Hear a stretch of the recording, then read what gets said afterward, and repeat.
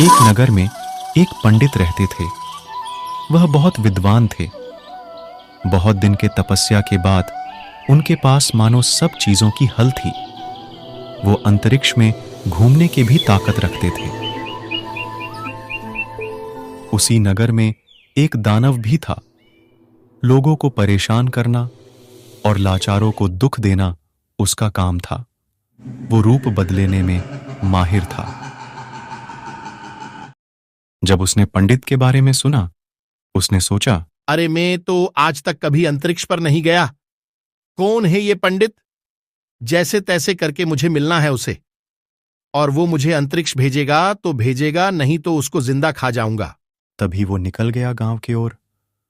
दूर से ही उसने अपना रूप बदलकर एक इंसानी रूप में पंडित के पास जाकर बोला, पंडित जी, आप तो सब जानते हैं, कृपया मुझे अंतरिक्ष में भेज दीजिए। यह सुनकर पंडित जी ने समझ लिया कि इसके अंदर एक दानव छुपा हुआ है।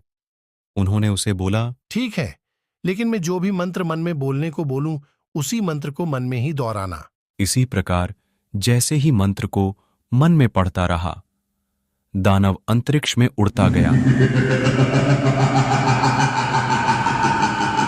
दानव को भागते हुए जब लोगों ने देखा, सब ने दौड़ते हुए पंडित जी के पास आए और बोले, पंडित जी, ये आपने क्या किया? उसे उड़ने वाली विद्या सिखा दिया। अब ये और अत्याचार और पाप करेगा। पंडित जी ने लोगों के बातों को सुनकर हंसने लगे और बोले, शांत हो जाइए सब, चिंता मत कीजिए, क्योंकि अब से वो दानव आप सभी पर अत्याचार नहीं कर पाएगा, क्योंकि मैंने उसे अंतरिक्ष में जाने वाली विद्या सिखाया है, आने वाली नहीं।